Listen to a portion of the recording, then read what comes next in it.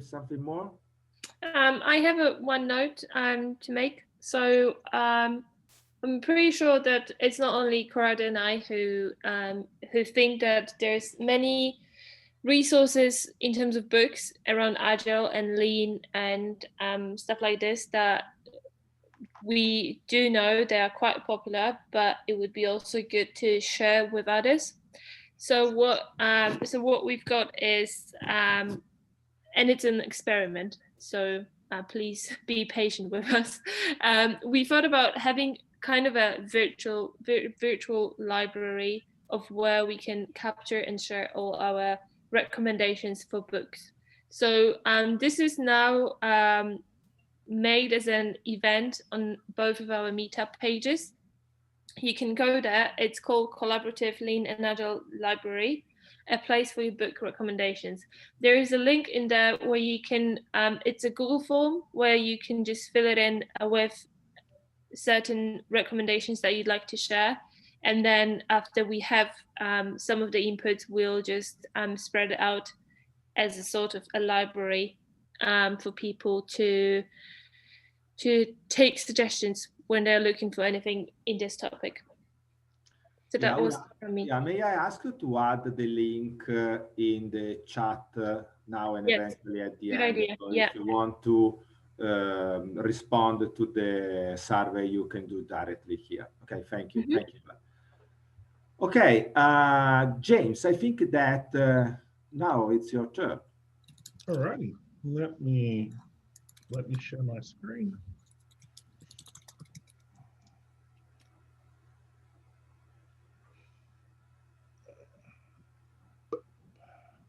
Sorry, just let me kick that off.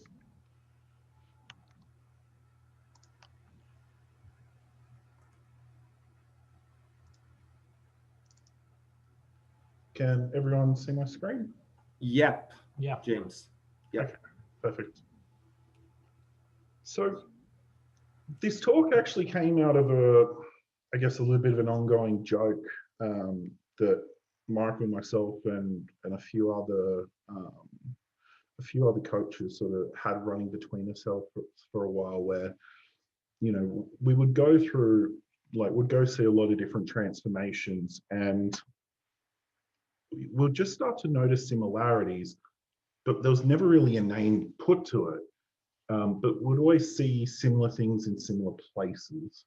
So when obviously I'm going to go through this now, but just where this all actually came from was, it sort of started a little bit as a joke, but the more that I started to look into this, the more I found that this was actually happening everywhere, until now it's sort of become this thing where every organization that I go into, or everyone that I talk to that's in organizations, I actually tend to find that everyone's seeing similar things. So it was because of that I actually wrote this.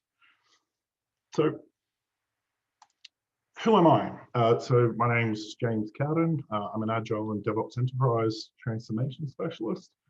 So I started out very much in the technical space. So I came through infrastructure and networking, cloud, you know, and in my later years, I've sort of very much been in the development space and the DevOps space, still very heavily hands-on the tools now.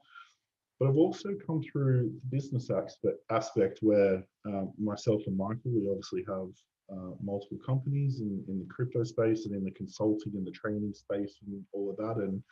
And we've, you know, I've spent the last 4 to 5 years now very much in the financial sector. So a lot of my experiences has come out of there. But these are some of the places I've been, some of the things that I have and where I've worked. So we're going to start to talk about organizational snowflake syndrome. So the first thing that I really want to cover before we go any further is, what is an organization? Because I find that this is something that most organizations actually tend to forget. They forget what they are. So if we look at Google, an organization, an organized group of people with a particular purpose, such as a business or a government department. And the second option that they have is the action of organizing something. Now, I really want you to just remember what these two things are. An organized group of people with a particular purpose, and the action of organizing something.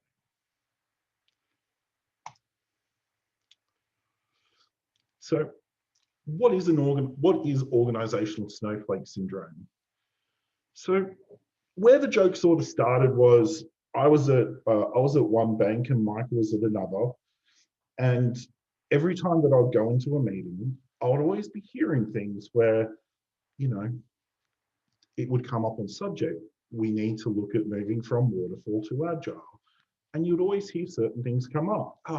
We're not a greenfield project, you know, or agile is what startups do, but we're different. We're more complex. We're not like them. That's why we can't do these things.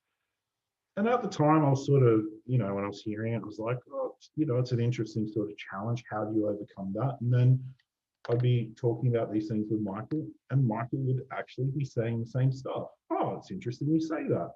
I was in a meeting today and I heard this. And I started to see this trend. So back in Australia, we also had meetup groups like this, and like they were quite large. And, like we would have events where, like hundreds of people would turn up, and I'd say to people, I'd be sitting there talking to people and like, what are some of the challenges that you're always getting? And would keep getting the same thing. Every time I say that we need to make a change, there's always, we can't because of this, we can't because of this. So what I started to realize is organizations start to see themselves as something very different. So like I have here on the thing, special snowflakes originates from the early 21st century idea that every snowflake is distinct from one another, like like that arrangement of ice crystals that they're named after. Well, I found that most organizations tend to see themselves like this. They'll sit there and say, well, if you had, let's say, 2 banks or 2 oil companies or, 2 accounting offices, you'll always start to see this thing where when they seem to hit a certain size, they start to get this mindset where it's like, well, we're not like our competitors. Our competitors we're just different. And because we're different, we have to do things differently. And what I've sort of found to be one of the easiest red flags to see with this is if you're trying to, like I'll use Agile's example, you're trying to bring Agile in, and they will turn around and say, we need to do our version of Agile. So we're going to build our own scaling framework, or we're going to build our own version of Scrum, or they're like, we need to learn Lean. And the next thing you hear them saying, we need to do our own version of Lean. And everything that they're doing is very much around how they're different from the rest of the industry and all of their competitors who are doing the same things, delivering normally very close to the same, or if not the same products. But internally, they're so focused on how they're different from everyone that it kind of slows the organization down because they lose track of what they're doing. Because when the industry, when someone out in the industry, whether that be Scrum or Safe or Lean or whoever, but the moment someone goes, actually, we found this approach that is getting fantastic results in a wide range of industries, well, all of a sudden, the first thing that you'll see come up is they're going to be going, well, that's the bank down the road. That's not us. We're different. And it can actually start to become quite a bit of a roadblock.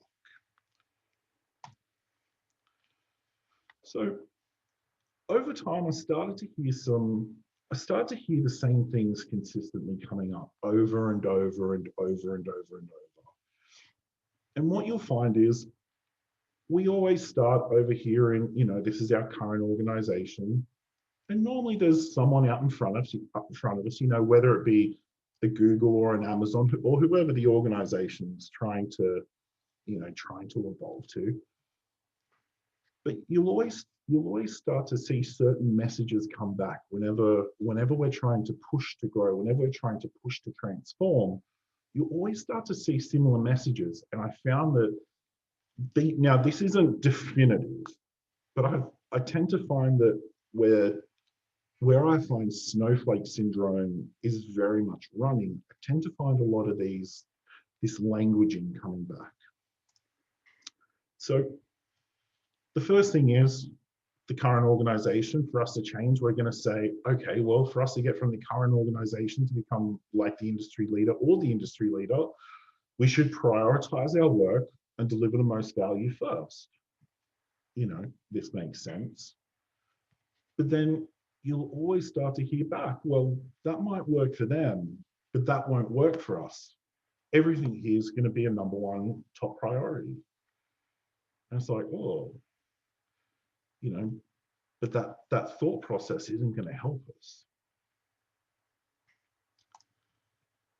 You know, so we start with the next piece. You know, we should have long living teams that aren't constantly being rearranged, because when we move to Agile, we don't want to be breaking teams up and bringing our teams to the work. We want to be having long living teams where we're bringing the work to our teams, right?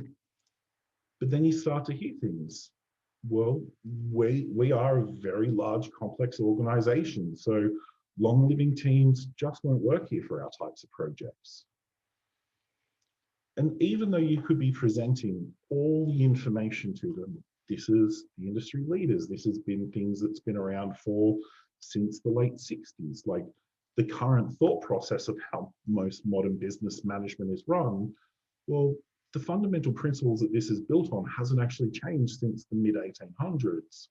You know, so it was built for the second industrial revolution. We're now currently in the fifth. Like, the world has changed. You know, you'll hear the organization saying, well, we should reduce our technical debt and increase the work quality. But then you'll start to hear challenges again. We're not a greenfield startup, and our complex system makes this very difficult. This is going to take a lot of effort, so let's just get started, right? Let's stop they say, you know, let's stop starting and just start finishing. Like, we just need to get going. But you'll hear things, you know, but what about all the side desk work? You know, I'm just busy right now. You know, this just get started and go. Look, that'll work for somewhere else that's easy, you know, but we're heavily regulated. We can't just operate like that. It just doesn't work. But the challenge with this is there's thousands of organizations out there that are achieving great results. And they're all in similar markets, or they're all structured kind of similar. But the organization has this fundamental belief that they're different from all of their peers. You know, the industry best practice shows we should be taking these actions. You know, we should check with the customer, who is my boss. Sorry, James. Sorry Yes. to interrupt the flow. I'm receiving some requests. If you can enlarge the screen, because it's really hard to read the text. Oh, okay, sorry. Let me.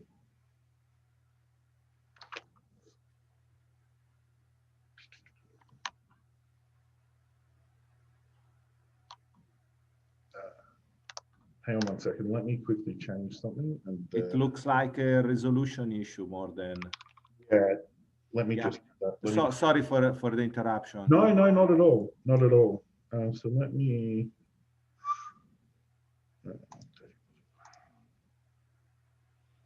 Let me do this one.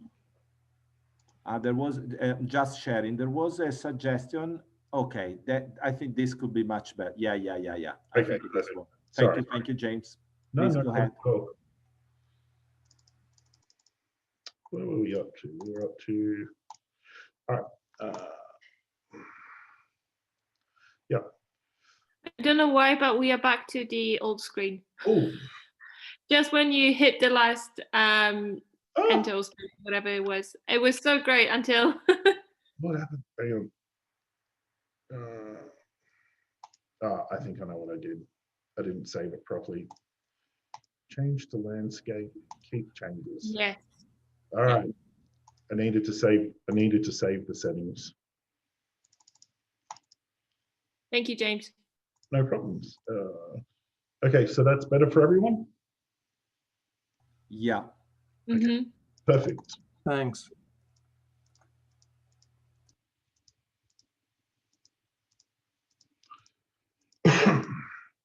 So we need to look at our competitors and learn from them. You know, well, they're smaller than us. They don't need to comply to the same regulations that we do. So we can't look at them.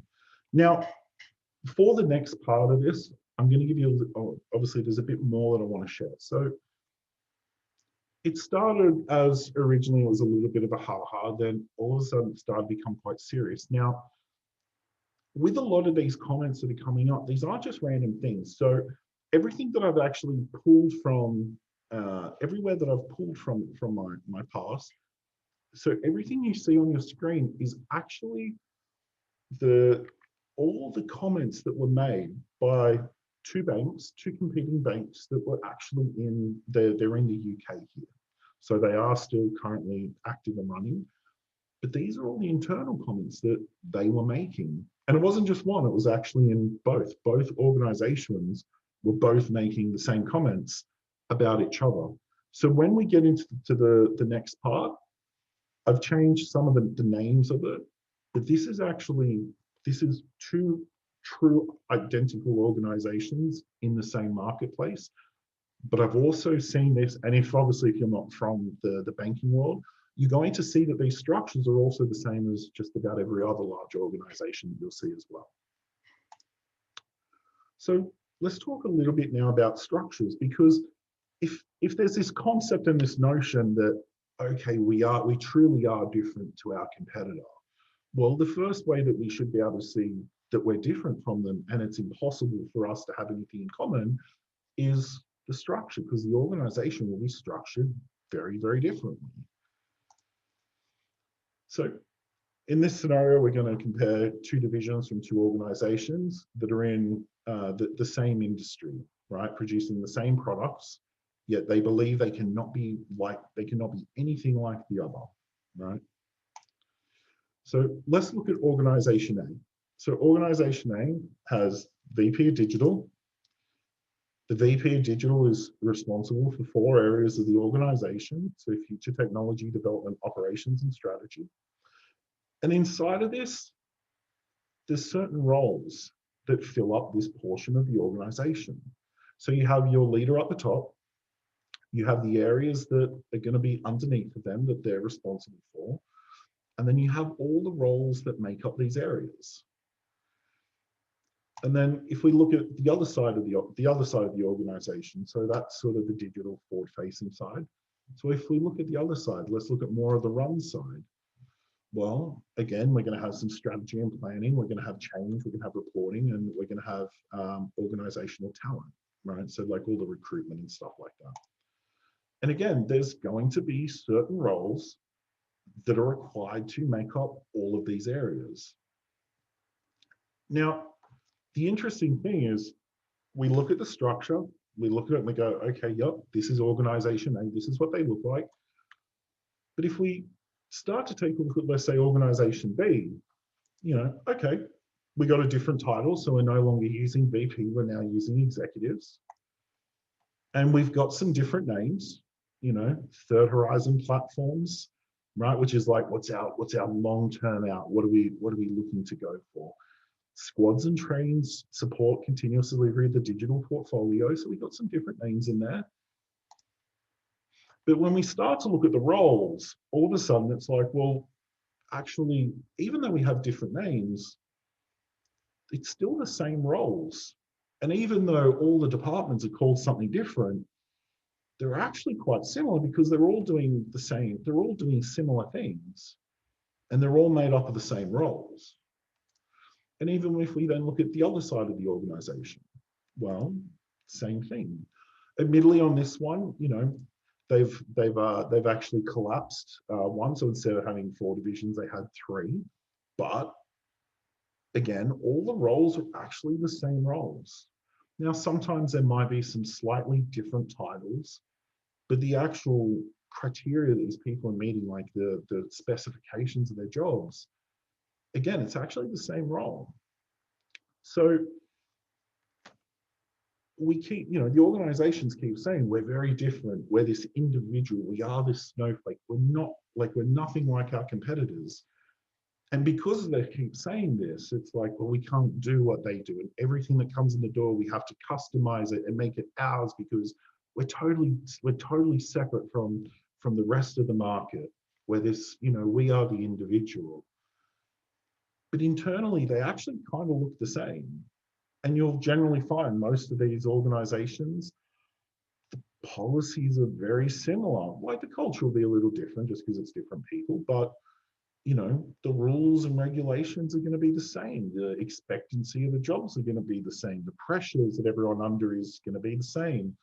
The bottlenecks from organization to from organization A to organization B, the bottlenecks are probably going to be in pretty similar places. They're going to be facing the same challenges because they're all made up of people in the same roles who have all been trained in similar ways and have all come from other organizations and all that sort of stuff. And, you know, they're actually very similar. Like if you think about most industries these days, the people have worked for 2 or 3 of that company's competitors, and they bring with them a little bit of the other company. And as other people move and migrate, it also goes vice versa, which sort of means that we're more like our competitors than we realize, because the new executive brings all the great ideas from the last company that they were at, which was probably the competitor to the one that he's in now or she's in now. So the interesting thing about this specific scenario is one of the biggest things that these 2 banks were sort of saying is, well, you know, as organization A, we can't be like organization B because, well, you know, they're not bound by the same laws. They're not bound by the same rules as us. You know, we're so much more complex. We're bigger. You know, we're different. But if you start to look at it, for a bank to have a license out here, well, you have to be a member of the FCA. That's where you get your banking license. It's the same license for all organizations. The only time that they might have slightly different rules is if one organization did something that was very ethically and professionally wrong, and then they inserted a stipulation on it. But outside of that, both organizations are actually governed by the same people, right? Both organizations are covered by the same regulators across all the area. They come under the same government, same rules, same people, same everything. Now, this is specific, obviously, to the 2 banks that I'm talking about that were competing with each other. But everywhere that I tend to go, I find a lot of similarities, and most of the people that I meet that are in other organizations from other industries, like, keep hearing the same language. So the question is, are we really any different? Well, yes and no. Yes, every organization is going to have some slight differences. It's going to have differences because it's got different people, and different people will inherently bring a slightly different culture, you know, a different approach to things, a slightly different view on the world, some different languaging, you know, different sense of humor, different sense of right and wrong, just like any community would.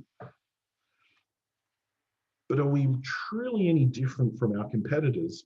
Well, we might be able to produce a better product than they can, or vice versa. You know, they might have something that today is better than what we have, and a year from now we might have something that's better than what they have. But when you start to pull back all the we're different and we're so special, you start to realize that, well, actually, most organizations look very similar, because an organization is made up of a group of people all working towards the one common goal. But if we're always stuck in this headspace where we're saying, well, we're this snowflake, you know, we can't be like anyone else, so we can't do what they do. Well, the challenge is that we sort of reinforce this structure, this organization that's potentially struggling.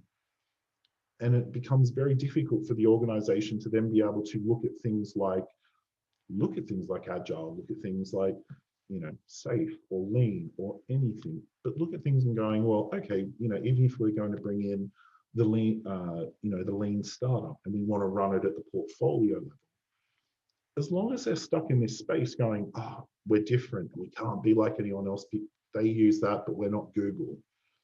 Well, it means that we're going to be sort of stuck. So, like I said, it started as a little bit of joke, and I'm sure everyone here has heard most of this stuff anyway. But we actually want to be quite conscious of this, and we want to almost be actively calling it out, saying, hey, if we really pull away all the layers, we're not a snowflake. We're very similar to everyone else. So what we need to do is build the most high-performing organization that we can, because if our competitors realize this before we do, we could be in trouble. You know, and like if you look at the Amazons and the Googles, well, that's kind of what happened. So there's a few things that I want to leave you with. So moving from snowflakes to top performers. Organizations really need to have transparency and the ability to call out what they're doing is not working. You know, so most people in an organization never want to call this out because they're going to, you know, I've spent 10 years building this, or this is how it's always done, or my boss built this process. I'm never going to challenge my boss. But if we don't have the ability to go, this isn't working, we actually really need to do something, or we're in trouble, then we might never change. Organizations need to have leadership that are committed and active in the transformation. Ivory Tower leadership enables enterprises to become another statistic. So the statistic here is that, you know, only 65 of the Fortune 500s from 1965 to 2016 still exist. All the rest either went bankrupt, shut down, or got bought out because they became low performers. We need leadership in the transformation. We can't just have leadership sitting above and the organization is going to be agile, and then we don't have leadership there to help us. They're the only people that can actually change the structures that enable the teams to work. Developers and project managers can't change the structure of the organization, which is what I was just talking about. So the reason that leadership is so important is the things that block us are generally red tape. They're generally quite structural. They're generally process that's been put in place, you know, but most BAs or analysts or testers, like they don't have the ability to change that, but our leaders do. So we really need that close relationship where the organization, the teams are working with their leaders, and the leaders are helping to design an organization that really enables transformational results. So, so the last comment, Ivory Tower transformations always fail. Good leadership is key. Good leadership is the key to a successful transformation. And that's it.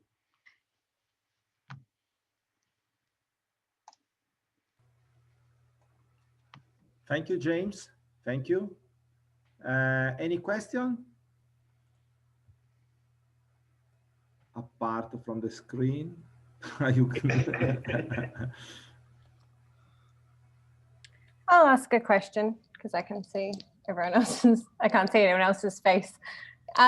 James, when you face organizational snowflakes or a person in particular, how do you help everyone almost change their mindset? What do you have any tips for people?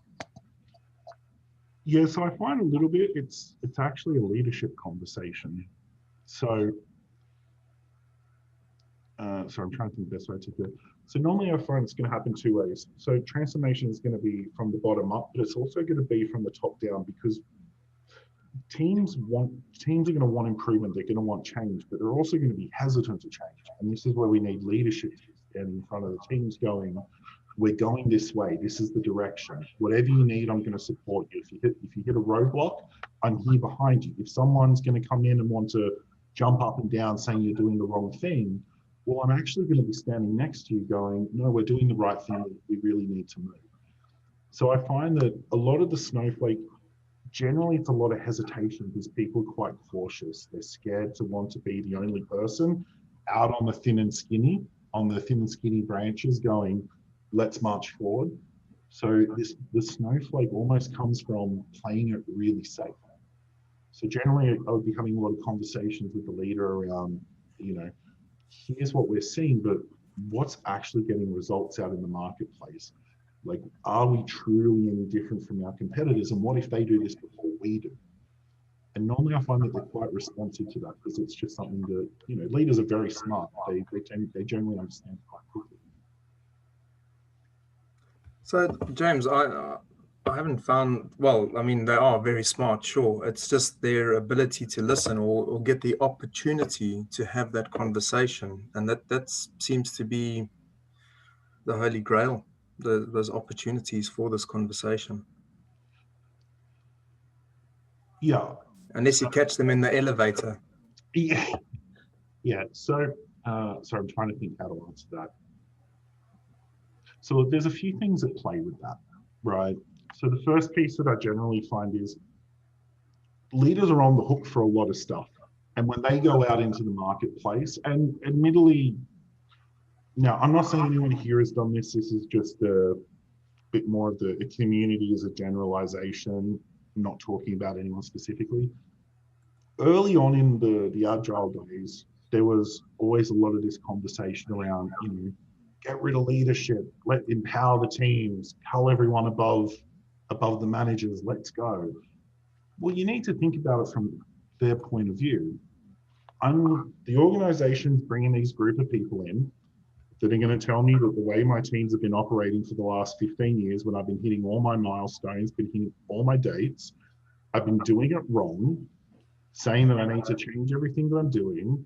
And when I go, maybe I've got the wrong impression. So let me go to YouTube and I'm going to say Agile leadership. And the first 30 videos go, down with leadership. They're all terrible. They're the problem.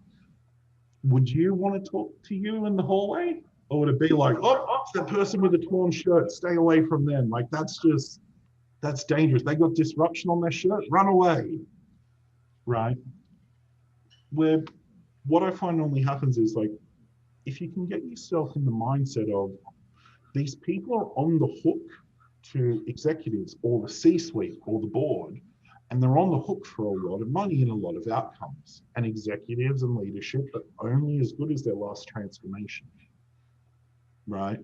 So unfortunately, a lot of places that try transformation, they fail because they tend to implement it wrong, right? Or they don't have the level of coaching through leadership that they need. They just focus on the teams, and there's some challenges that happen with that.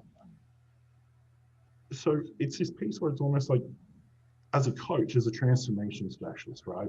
We need to be going and getting wins on the board and actually pulling results. Because when they see results, they're going to be very interested. Like if you go to any leader and say, I'll guarantee you twice the work in half the time, if one of them did not stop to listen to you, I would genuinely be surprised. For them, they're like, more work, more results. Oh, hey, I got a room over here, let's go. So for us, it's that space of, we do need to prove ourselves.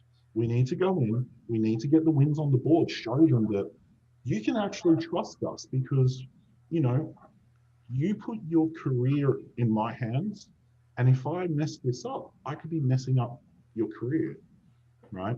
So we need to win ourselves, earn the trust, and then from the trust, we can then start to get the time of the leader. So it'll be short at first, and then over time, the more wins we get, the more listening time we'll start to get. So as an example, like where I am now at BP, so what the executive that I'm very much working with, like it took me 4 months. It took me 4 months to get the trust from the lady that I'm working for now. Originally, the conversations would be 10, 15 minutes here and there. And she would ask me questions and then disappear and do her thing, and I wouldn't see her for a week and a half. And now it's like every day before work even starts, I'm getting messages. She's now inviting me to come to her meetings to talk to her peers, she's now supporting me to challenge her peers. You know, but it's like that's taken 4 months of me just grinding out little win after little win of little win to earn the trust. So I hope that answers the question there, Michael, because it's a challenging one. You know what winds me up is they are prepared to pay tens of thousands of pounds to external coaches and companies and consultants when actually, you know, they might actually get quite a good value of using people internally. That's look, I absolutely agree. It's just a trust thing. You know, would you trust a stranger on the street that your business has paid a lot of money for you to listen to, or would you trust the person that you've been working next to for like 20 years? Well, it's a little bit of that scenario. I would have gone with the person I trust internally, sure. You know? Yeah, absolutely. Yeah, but I mean, why do we think, I mean, being objective here, I mean, why is there something called therapy, right? I mean, how come everyone can't work everything out magically with the person you've known for 40 years? Because you can't. Because people are over vested in that, and we're not robots. So I just think we sort of graph a fantasy onto institutional organizations because we think that like they're alive. They're not. They're made up of people, same people who can't fix what's going on with themselves or with each other in relationships. I mean, why do we think that would change? Because we put these sort of, you know, like we do this theater, you know, around kind of our institutional identities. I mean, it just, you know, I mean, that's why people don't get along in academic environments. They don't get along. I mean, it's human beings, and we have to go through these constructs to try to, you know, push our way to some sort of result.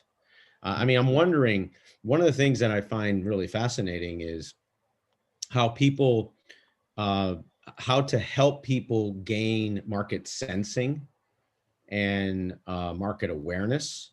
Because I find the more vested someone gets in something, the less they're willing to attain sensing abilities, because obviously the sensing runs counter to the degree of investment they have in whatever it is. So I'm wondering your experience that you have with that, and or if you see that as the same issue I do, or not. Oh, absolutely. I'm trying to think of a nice way to say it. So it's like even if you go back to where a lot of those studies came from, right, which was the concentration camps through the war, you know, and what they found is, so soldiers that were captured by the Chinese army and they were put in POW camps, and you know, and it was like, do you like communism? And the American soldiers would be like, absolutely not. This is terrible. Like, what are you talking about? We're here to fight for freedom. And then what they'll do is they'll try and find a little bit of like a tiny bit of agreement. And they'll go, okay, cool, not a problem. You know, so you'd agree it doesn't work for you, but it works for us because our people get all this stuff. And they'd explain it. And you'd see some of the soldiers would go, actually, yeah, that kind of makes sense for you, not for me, for you, I get that. And then next thing you know, it'd be like, well, how about you write it? So I'd go, okay, I'll write it down. Not for me, for you. You know, I could see that this would work and your people could be happy. That's fine.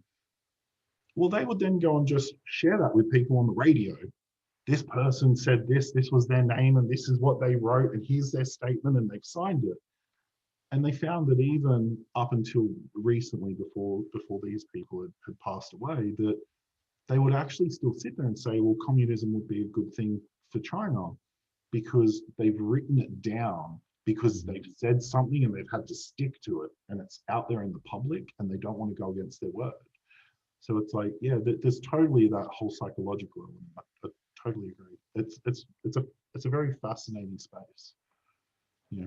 So, but look, I think at its core, if you can build the trust to challenge people's views of the world without them becoming hurt, and their understanding that you're not attacking them, then anything can change. So, Thank you, James. I think I'm out of time. Yeah, I think that if we have some questions, we can keep them for the final Q&A session. Yeah, absolutely. Okay. I think, Jana? Yeah, let me just unmute myself. I'll get my screen up. Let me just swap it to pros. Perfect. I can see the screen. Can't see my head, I hope. All right, everyone, ready? Cool. All right, so today what I'm going to be teaching you is a little bit of a handy, lightweight framework I use. I've literally put everything in here. I follow it, it works. And it's called Pitching for High Performance. Effectively, you are the product, and I'm not just referring to the product owner, I'm talking about every single piece in that product system. It's a domino effect, so if you don't think you're bought into your product, you're probably causing a crappy product, I'll be blunt. So if we go to the next thing, the first thing I want you to think about is if you're working or something that you've worked on, I just want you to realize that you are what makes your product special, and there is going to be someone that's kind of being the hero in that product journey. So effectively, when you want to think about what makes your product special, think, does it have a cult-like following? We have Satoshi Shari, and he was the Pokemon founder. It generated over 92 billion in revenue. A good fact about him is he's also autistic. We then ask yourself, is it a revolutionary design that changed the world? Where we have Grace Hooper, effectively, she helped invent the computer. And I don't think we can put a price on that. A lot of us now work in IT, so it's still going up exponentially until some amazing new invention happens where maybe computers aren't the thing, who knows? Then if we look at Elon Musk, it's asking, is it reusable? A lot of organizations now are talking about sustainability. Favorite agile buzzword I think I keep hearing right now is we need to be sustainable. People need to really think about what that means as well.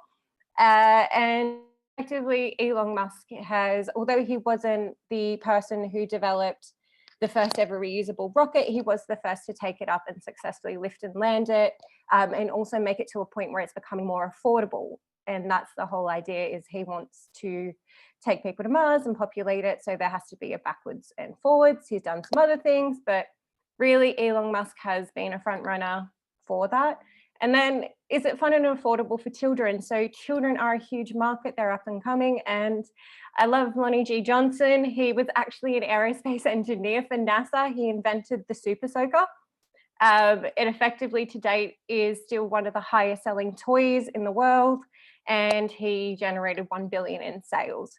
So 4 really cool people, and they helped pioneer a product, but it doesn't mean you have to be the front running revolutionary person. Some of those products weren't brand new, some were.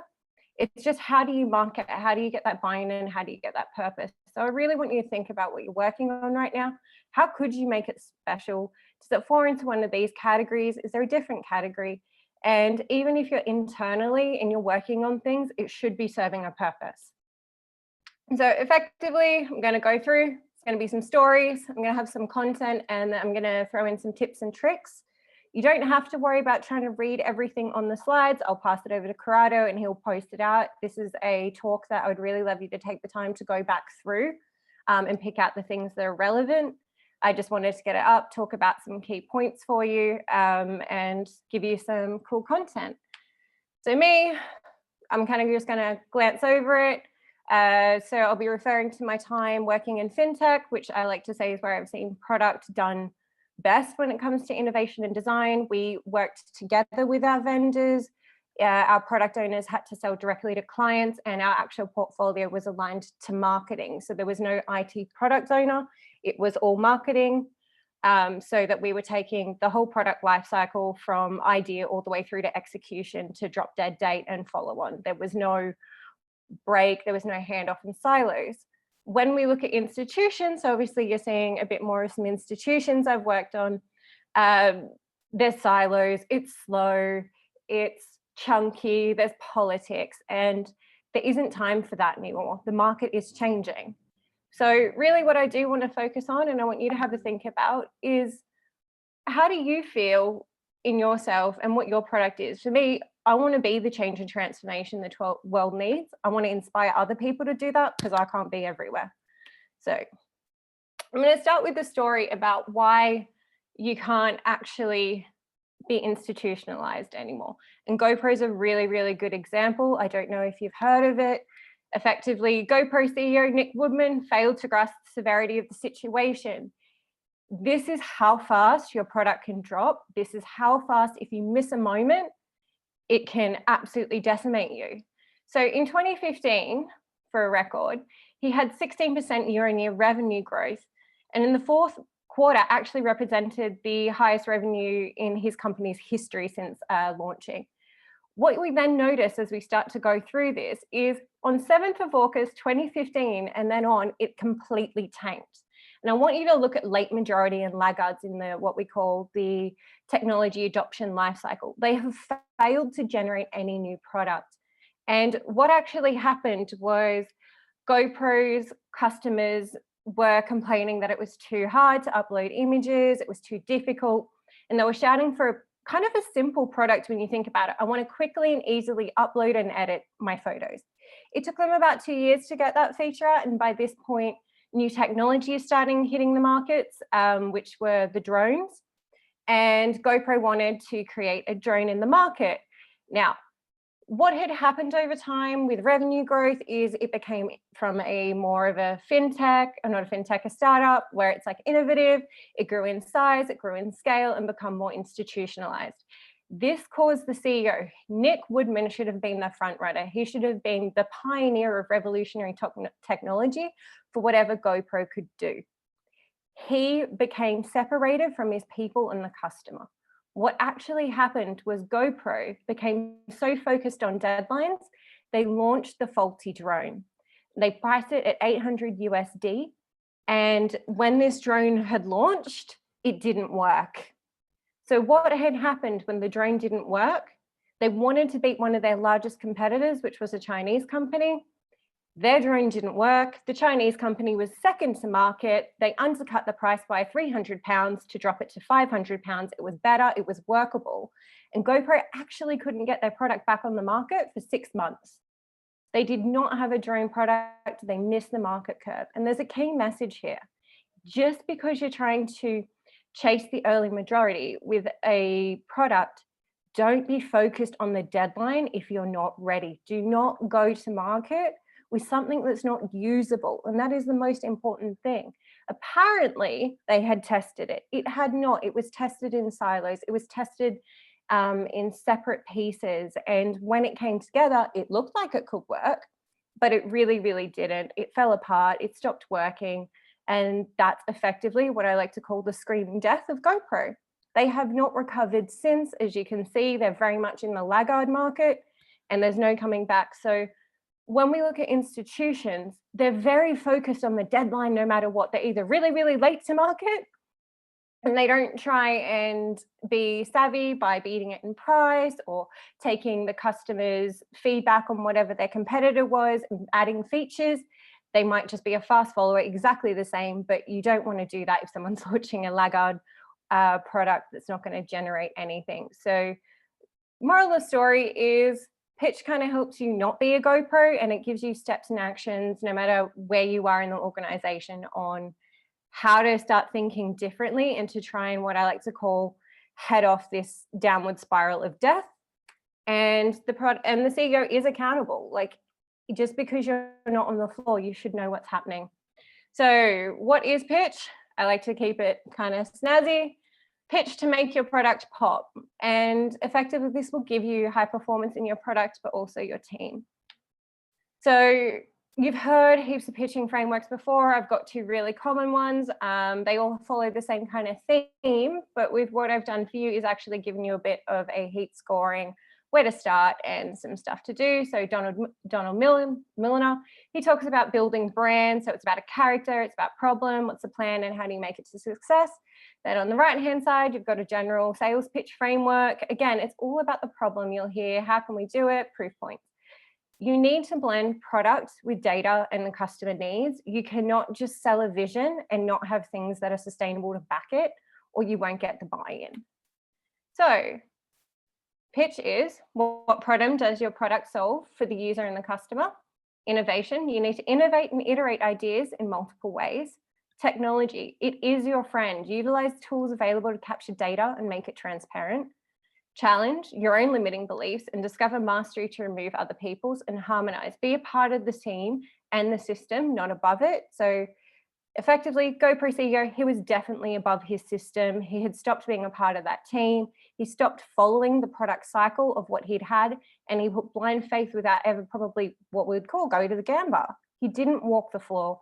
He became removed. He got caught up in the board, the metrics, the politics, bureaucracy, and that killed it. So we'll start with the first one, which is P is for problem. You really need to get curious about the whole product life cycle.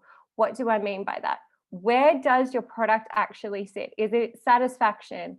Is it a dissatisfaction? Is it performing? Is it just required to take a basic need, which is okay? You need to have products and features that kind of cover that canvas, and you need to be removing the dissatisfiers. So if you wanted to start having a go at how do we look at the problem, write down ideas and new ways that you can explore your current offering. So even if you're an IT team and you're just supporting a product, I like to say, you want to know where your problems are in a product, go talk to customer support. They can tell you. They're hot fixing it quietly and causing bugs in the system. Telephony in your customer support or even internal desk support knows the problems, and I can tell you they have 50 million ideas on how it could work better, be quicker, and solve customer problems, because every day they're sitting in there dealing with other people's changes that have broken. They know how to do it quicker, because in our mind, if we start doing something over and over, we start going insane and we start thinking of ways to shorten that cycle, because we are humans that want to conserve our energy, but then they don't have the power, especially in big organizations, to even get that feedback loop. So I like to say, if you're in a team, you're working on something, go ask support what's actually going wrong with your product. Put a decent amount of time, because they will have a bit of a rant as well. And also take accountability that depending on where you are, you're building that and you're not owning it. Then if you want, and so if that's coming from a product owner kind of point, or if you want to do it, chat about this with your teams. Then go across that life cycle. And then when you're ready, ask the customer yourself, but ask the right questions. There's no point going straight to the customer if you've got a shitty product. I'm sorry. You can't be ringing up someone then, if you haven't spoken to your customer support desk, to go, hi, we're just trying to figure out what's wrong with our products, because they've called, they've left the feedback. You haven't taken action, so why go straight to the customer? Be prepared to ask the right questions with the customer when you're ready to do it. And a lot of organizations actually still aren't getting any direct feedback from the customer. So where you should be is really asking yourself, is my product or service aligned? And is it solving the right problem or problems? Does it still meet the needs of the actual users? And that's internally and externally. So then we go to the next one, and we start looking at problem even more. So really get honest about, in the chasm, when we see people taking it from innovation to early adopters, the chasm is where the product effectively dies, it doesn't get any traction, and you have to move on and throw it out. You should have a mixture of products and features across that whole chasm continuously. It shouldn't just be a one-way street, or you'll have a one-way street to a downturn to effectively non-existence. Again, GoPro is probably not going to be around in about 10 years. I wouldn't see it coming back anytime soon. They've had to really strip back their product market. They're not even looking at the entertainment industry anymore like they used to, and they're very much struggling to even keep up.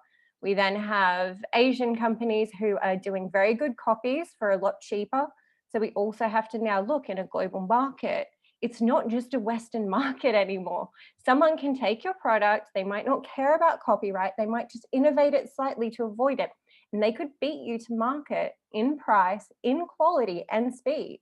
So we need to get clever about really building rather a buy-in or a purpose or a cult following like Pokemon did, rather than blindly just relying on my product's the best and it has the best features. So really, that's what problem is about.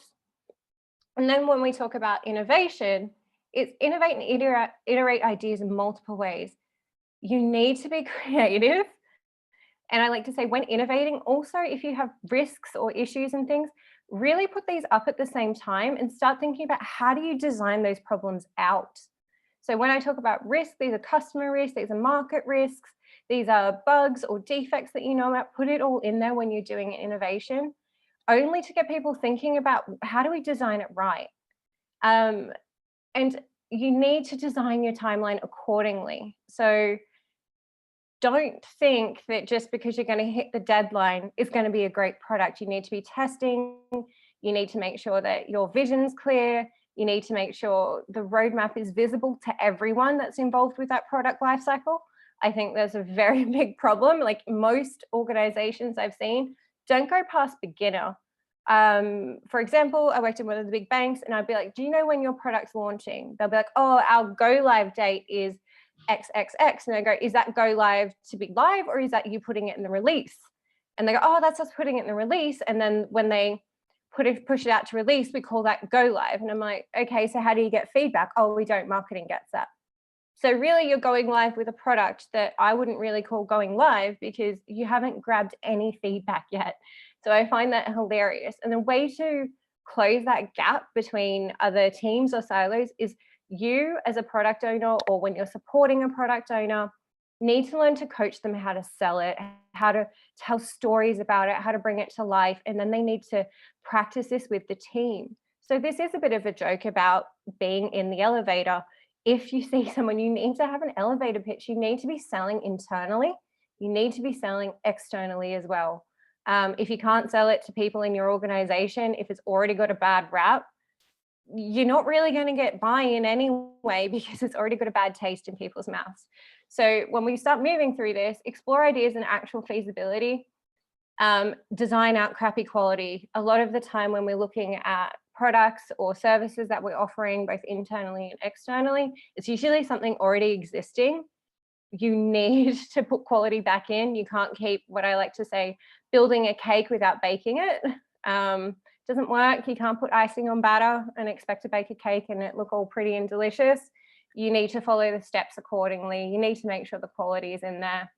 No, you can't put salt instead of sugar. You really, really need to be careful about this because quality is actually built in, even when we're talking about light frameworks. If you're going to build something, make sure it has quality to the standard that's required for the customer or user. You shouldn't be building below that. I know people are like, oh, fix forward.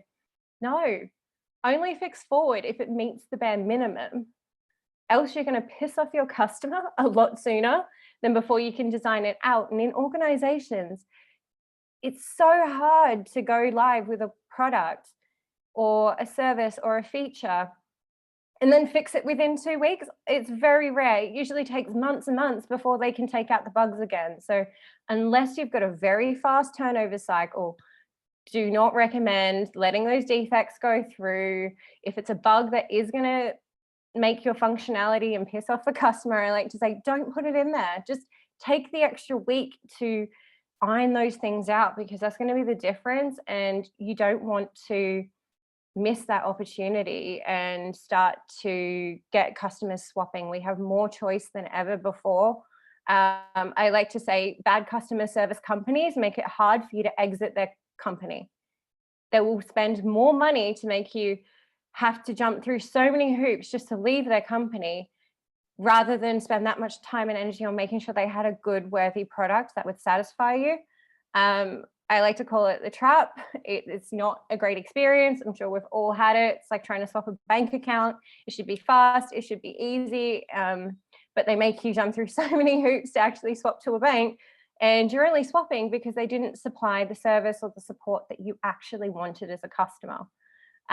Yet the onboarding process can be done very quickly, very easily. So I like to call that a product trap, or the Chinese finger trap. You can put your fingers in easily, but trying to get your fingers out, it's not a great experience. So another key thing here is when you are innovating, it's really good to discover your team's own human capital potential. So what do I mean by this? Recently, I was in the Channel Islands and I had a team. And I started going around and I wanted to learn more about them and what they thought they had that they could bring to a product that they were working on in a bank. And from going around the circle and really getting to know the team, I learned that one was actually a published author.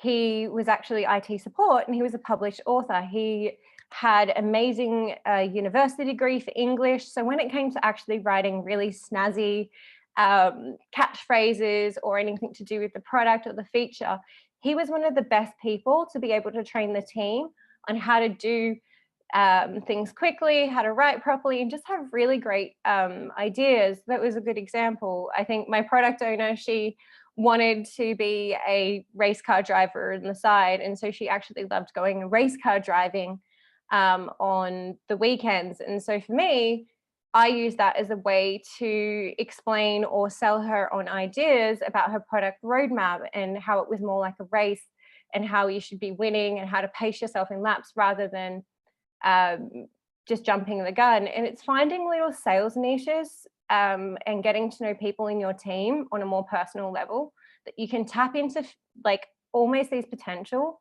that you didn't even know that the person sitting next to you had. And that can be built into your product. It can be maximized in the team and people can learn from that.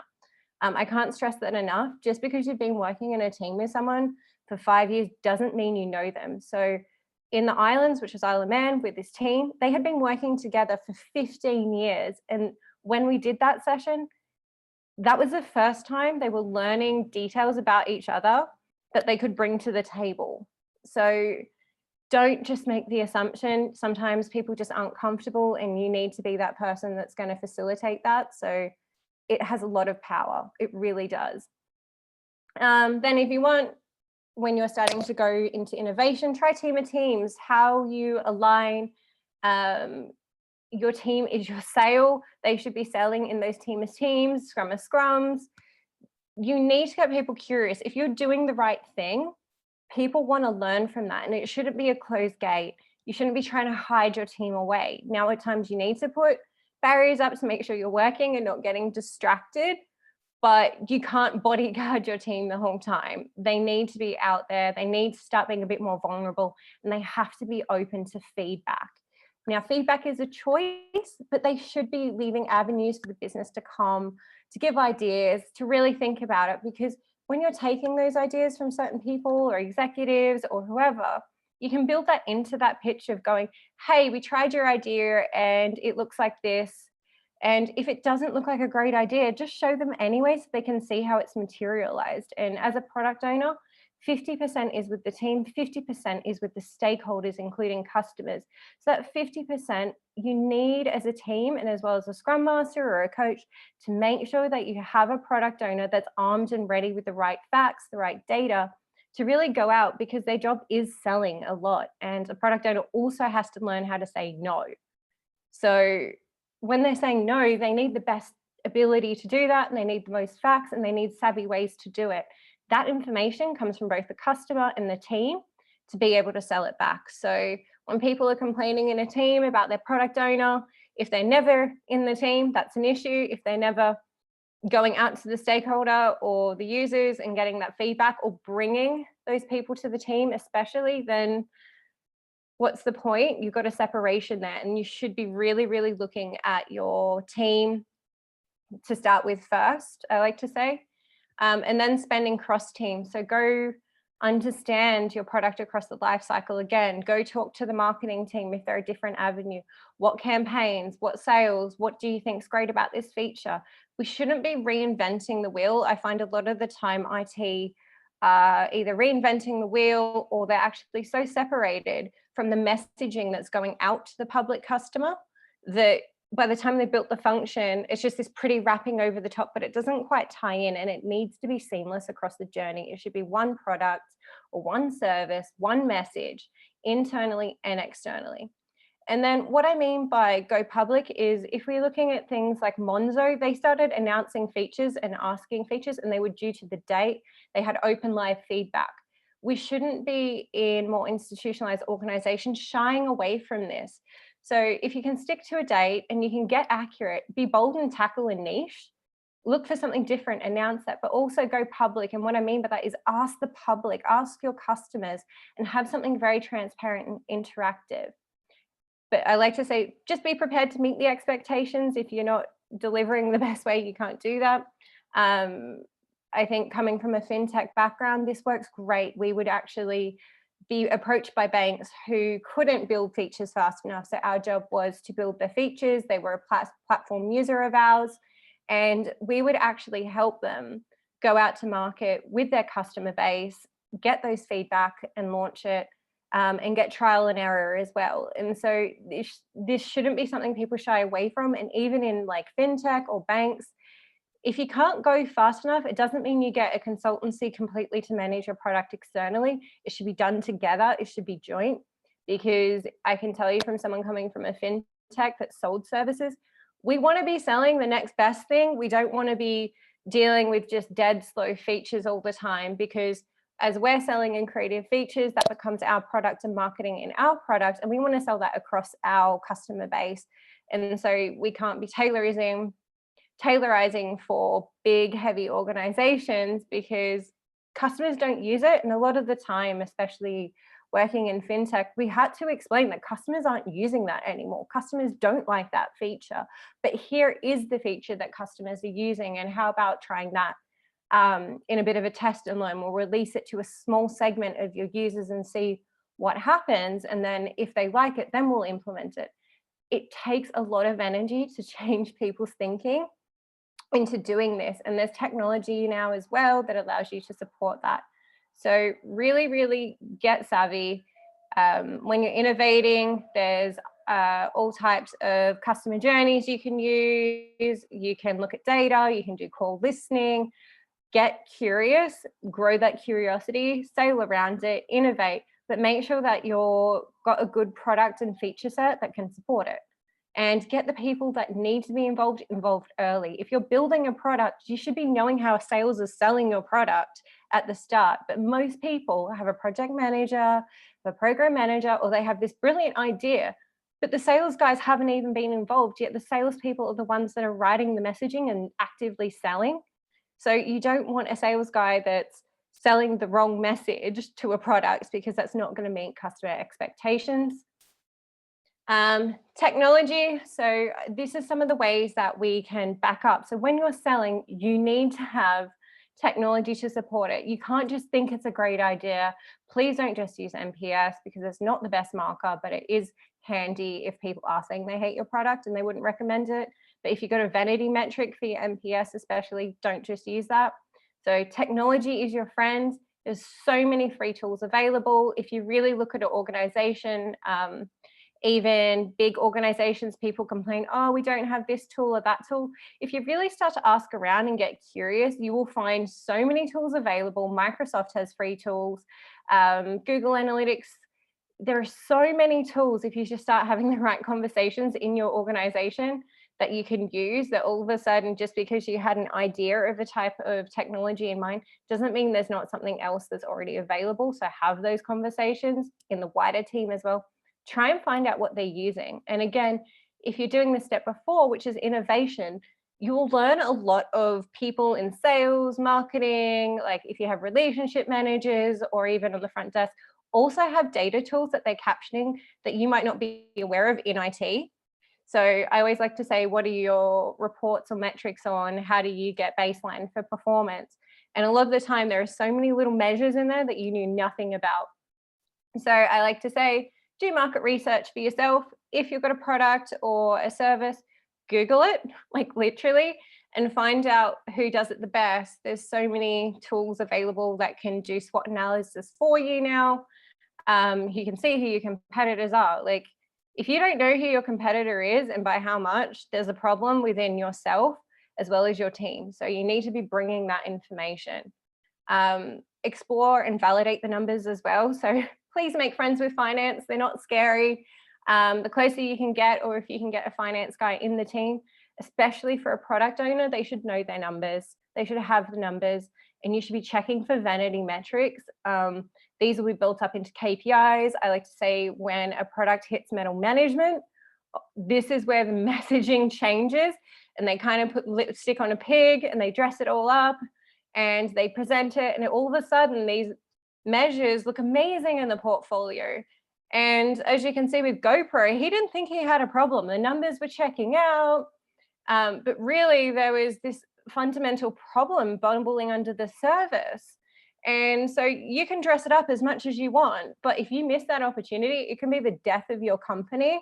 So Vanity Metrics absolutely would decimate your organization. So just because you've got KPIs, you should be looking at them going, what else can we measure? People are talking about objective key results, OKRs. Again, this has to align to your vision, your purpose. How are you going to get the results? What are they? And really also looking for the vanity metrics, calling them out, and actually putting the right numbers. And that can be quite scary. And if you're doing the right thing, and I like to say build quality into your teams first, really start being that lighthouse, and then start to talk about the vanity metrics, but make sure you got your data tight before you do that, because you're going to be up against politics where you might make someone else look bad. And then if you want to keep going, again, start making this transparent, make it self-served, really hook into your sales and marketing guys again, make sure that everyone's aware of it, and take the colleagues on the journey with you. If you're telling a story, give them the numbers, let them have the numbers. You have to go first. No one else is going to do that for you. And the hardest part there is actually getting the team to come along on that journey with you. If you're the product owner and you're quite strong as a leader, you might be willing to take the charge into battle. As a coach, a lot of the time you're doing a lot of coaching with the product owner to help them. Then you're also trying to deal with the team's insecurities and fears, so you got to help them. And so it takes a bit of time to really even move into someone going first and presenting real data.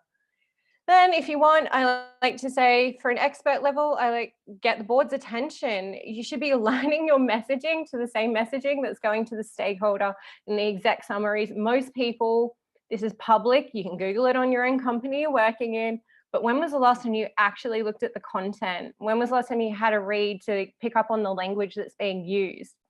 Because if you're aligned, they're more likely to start reusing your slides. They're going to reuse your product pictures and content. They're not going to be taking it up to middle management, hacking it to pieces to what it thinks it should sound like, and then presenting it to executives. The cleaner your message, the more likely that you're presenting it. It's going to have that alignment, and it's going to go all the way to aligning to the shareholders and that overarching message. This is a good roadmap. It should be aligned top to toe, portfolio down to feature. Needs to be clear, it needs to be aligned. Single messaging is very important. So this is a nice big metrics page of some things that you can look on. So a good tip, explore and discover unused functionality or features in your pipeline or funnel. Turn it off if there's a toggle for it. It's causing bugs, get rid of it. Look for things that are free and ready. Train your team, or get someone who can. Sometimes it does need an external. Sometimes you can do things internally without changing it. You would have like a user experience person somewhere. You might just have a UX guy floating around. If you want to utilize people internally, try and tap someone that's in the organization that has customer journey skills maybe, or that can help you with some iteration activities. A new person might just bring a little bit of a new flavor to it and something fun because it's just a new face. So if you want to look at Agile metrics, you've got a whole list from cost per story point, net present value, velocity to help you know when your trajectory is. Control charts is another one, and lead times. And then if we look more at the traditional product side, you've got customer lifetime value, customer acquisition cost, churn rate, monthly reoccurrence revenue, and a whole great, and there's a lot more. So at the bottom of the slides, there are links that goes into more detail. It actually tells you in one of those links what type of product you have, what type of measures you should have. So that's quite handy. And then it's really important when we start looking at a product or a team is from day one, challenge your own limiting beliefs. You have to make that decision when you get up tomorrow and go, I'm going to challenge myself to think differently. I can't be that person that just wants to be in that rat wheel. Just because I've been in my team for 10 years doesn't mean you can't have a mindset change. It's just hard when you're going to go about helping change other people's. But if you don't do it, no one else is going to do it. So if you actually give and care about the colleagues and what you're doing, you'll want to change. And we inherently want to do good. We want to be better.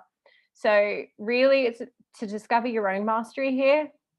And then when you've discovered your own mastery, use that story that you have and allow that power to actually sell and inspire others. So I like to say, what have you tried? I want you to think about how you've tried to challenge your own beliefs and what you've learned. Use those stories to help others. Don't just come in with, I think you have XYZ wrong. A really good way to start this is, I used to do XYZ. This is how it happened. This is what I learned. And here's some ideas, if you want, of how we can do it together. So really, what do and don't you like about your current environment and product? I'm sure you can pick things about whatever you're working on, the product, the service that you don't like. Well, guess what? I'm sure other people are thinking, but even just writing a clear list and going, can I act on any of these? What one am I going to try and act on? Might help you move that along. Get feedback from trusted sources to help you grow. So whoever your manager is, get feedback from team. I find personally, coming from Australia, we're a bit more direct with feedback. We'll just tell you. In the UK, it's a bit more conservative. And so if you're wanting feedback, you have to kind of ask for it the right way. You have to give a bit of an explanation on why you want the feedback, and also explain to people what you're going to do with it, and give them that follow-up when you do take that action. Because a lot of the time we're so great at just delivering, not getting feedback, whether it be personal or about the product or the service and thing that we're doing. And then we find out months and months later that we did a bad job, or people might get put on a performance review, but there was no lead up, or the feedback was actually poor. It should be constructive feedback. And I'll just skip through and I'll actually go to expert. Find an expert and someone that inspires you, and get them to kind of mentor you. I like to also say practice with authentic sales. That means you're building your own personal journey and story into how you're going to sell others around you. It's not like you've just gone to a Tony Robbins seminar either. I like to say people try and sell on the high of self-development. Let kind of that excitement wear off a bit before you try and sell, because otherwise people are like, oh, another one. So I don't know, but I'm sure you can think of that friends that went to some type of seminar. They're like all woke now and they're a new person. They're like telling friends and family and everyone. And it gets a bit exhausting. It actually doesn't feel authentic. Give it some time, see how it's built into your life or how it's changed your product or service, and then talk about it so that you've got a bit of a result to go with it. And then really use your own learnings and experience to move others and grow around you. So once you've got your team, once you've got yourself and you're really self-developing, you're learning, I like to say, balance between self-development and learning new skills that complement what you're doing and where you want to go. That'll allow you to then grow your leadership skills and therefore help you grow others around you. And that should have that ripple effect to other teams around you. Harmonize, H. So we're getting to the end of pitch now. Be a part of the team and not the system, and the system not above it. So don't be the CEO that's separated. Don't be the product owner that's separated. If you're a coach or a scrum master, don't allow your teams to separate from the product journey or the product lifecycle. Don't allow those silos to happen. Find ways to bring everyone into those conversations. A good way to really check this very quickly is your vision, mission, and roadmap actually aligned? The higher message, the sales pitch, the market, if you're looking at that. Really check, do we have alignment? Is it clear? Is it visible? Then when you're ready and you actually have a good alignment, start adopting those agile frameworks in there, or look at a framework if you don't have one, or look at it if you're doing Scrum and adopt something that will increase that alignment. Because most of the time when you're looking at organizations, that product roadmap that your product owner is doing barely aligns to the portfolio. So you really need to start looking at alignment, messaging, and all that great stuff, and then using Scrum or any other framework that can help you get to the outcome and align both teams and your product and get accuracy in measures. Then introduce that and get very good at that, because I like to say when you're good at that, that's when you get the leadership buy-in, because you have a clear message. They have trust in you. When you say I'm going to deliver X, you have a hit rate for that. You have an accuracy. You can also get accurate with how many bugs and features, and therefore if you're not releasing buggy things, leadership's going to be more bought in because they're going to be coming to you, or you can go to them with selling new things or ideas rather than them coming to you about a product or a feature that you've released that absolutely doesn't work. It's ruined everyone else's roadmaps because they were planning to launch off the back of it. and we get a big chunky release full of bugs because all of the other product owners haven't aligned their product backlogs, and you don't want that. So really each team needs to be getting good, especially at Scrum, to have something watertight. Then when you want, I call this expert level, you need to then adopt scaling. Scale last. So this is why I've got Les up there. Les actually talks about descaling and getting very good before actually scaling. You've got Scrum at Scale, which is another scaling framework by Jeff Sutherland. And he talks about that, just get Scrum good and then scale it on. It also talks about scaling leadership.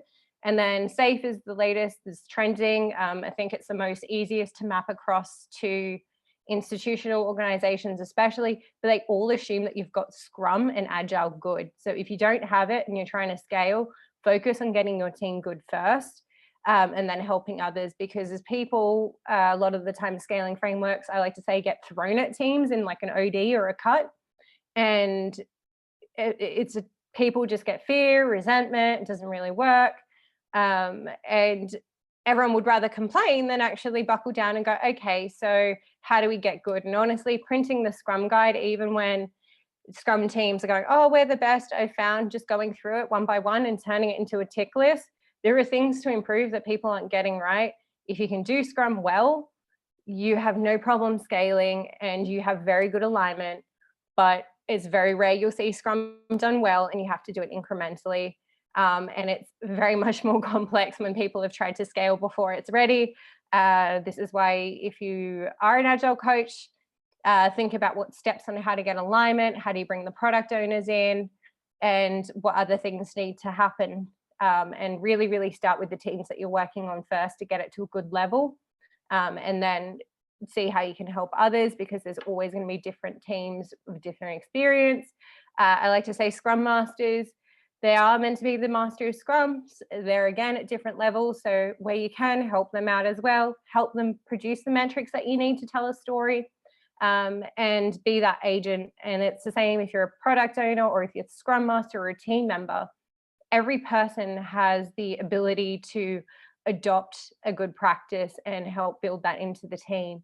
And you do sometimes have to go against the status quo. You just have to do it in a way that is delicate for some teams, or in a way that it's not going to feel forced. But if it has already been forced, well, guess what? You can't change an OD design after it's being told to you. So adapt to it, learn to adjust, and find the best way to align. So always have that story, and make sure you've got buy-in first. So really start thinking about, how am I going to sell that story about adopting that metric 2 or 3 weeks before I actually even present it to the team. Think about how you get people excited about this thing. Find stories to tell. Don't just go, I learned about velocity and you don't do it, so we're doing velocity. Find the whys in every of the metrics that you want to put in. Find the why it works, and why it hasn't worked before. I like to say, have a clean house before you commit on before you comment on the messiness of others. So have your teams in order, have your product in order, and don't throw sticks and stones at the other team. If you don't have Scrum first, there's a lot of blame game, especially post a scaled OD. It's not us, it's the other team. Well, if it's the other team and you're saying it's not you, therefore there is a problem with you because you're not helping address the other team's problem, or it might not be clear enough if that team isn't aligned to you. So really it's a dual problem. And so clean your house, get everything up, have an honest, open conversation. It's quite difficult because people either not say anything, they'll tell you how crappy it is and have no idea, or not help give ideas on how to improve. Or I like to say, you're not actually acting on your retrospective outputs. This is very key. If you're not in each iteration improving, I would normally look at and ask, especially to the Scrum Master and teams, what was your retrospective output? Did you put that at the top of your backlog? Did you act on that? How do you know what worked or didn't work? What outcome were you wanting? Most people do a retrospective and that's it. They do nothing with it. They feel all happy. They have some cake and some lollies and done. That's not how you do it. So really, really focus on that retrospective goal and also that sprint goal. Effectively, a product, a vision, a purpose, all of that great stuff is just big goals cut into medium goals, into tiny goals, and so forth. If it doesn't fit into where you're headed, it probably shouldn't be in there. And then on the right hand side, just really quickly, I've put some little books of some journals you can look at, which talks about designing an ecosystem. It's more about how do you invite people into that environment and build something off that. So there's some really good ones. Finally, purpose over process. A lot of the time, leaders do spend on what we call the balcony rather than the dance floor. And that was the example of the GoPro CEO. He was on the balcony for too long. He separated from his team and his company. And when this happens, it also creates a lot of bureaucracy. So when we talk about bureaucracy, Walmart CEO calls it a villain. It actually is like a villain in his organization. Vice Chair Charlie Munger says it's the tentacles that should be treated like the cancers they are so much resembled. This is bureaucracy and politics. It's leaders know it's not good. People call it, like JP Morgan Chase agrees that bureaucracy is a disease. They are as much accountable as we are in our day-to-day about making sure that we're addressing the bureaucracy and the politics. Again, make sure you have what I call a clean house with your team. Be open and transparent. Fight the right battles. Don't spend energy in just arguing. I like to say a lot of bureaucracy is wasted just arguing on budget and things like that. Find a way to get more accurate with your budgeting. It shouldn't be nitpicking. If you can execute, if you can do the right thing, if you have good quality, clean product, you're probably going to get the budget if that's what the customers and the market's demanding. If it's not, you're probably going to get your budget cut anyway. Do we really need to debate about it? Leaders understand it does. It actually inhibits risk-taking. You can't do innovation in a high bureaucratic organization. It doesn't work. And effectively, you will crush your creativity, and effectively it is known as a tax on human achievement. So Scrum is really good at minimal viable bureaucracy. This is why if you're doing good Scrum, you can usually start having better conversations. If you want to read about it, there's a nice little article on bureaucracy at the link. And effectively, you got Maslow's hierarchy. I think a lot of people are very familiar with this.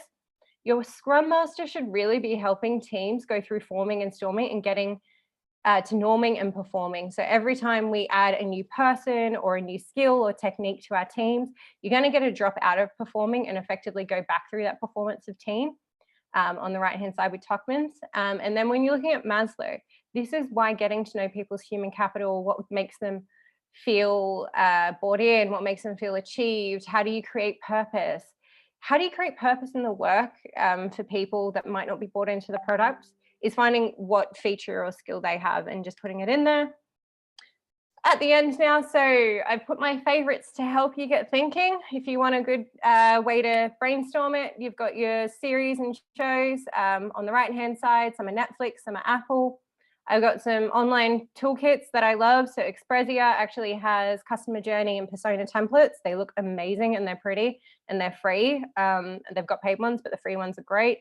Design Thinking is a cheat sheet from Stanford University Design School. Again, it's a great card. I like to print it out and use them for workshops. And then my favorite books are on the left, which talks about propaganda, lean startup, game theory, and crossing the chasm. Propaganda is brilliant. Edward Bernays used to be a market manipulator in messaging. He made smoking #1 thing that was popular. And then when he learned that it wasn't good for humanity in his 80s, he actually de-propaganded and ran the campaign for the anti-smoking cancer campaign. So always do things with a purpose. And to finish off, effectively ask yourself, what do you want to create in this world? You don't know what you can be a part of or that you're a part of, but you do have to be bought in and you have to create it.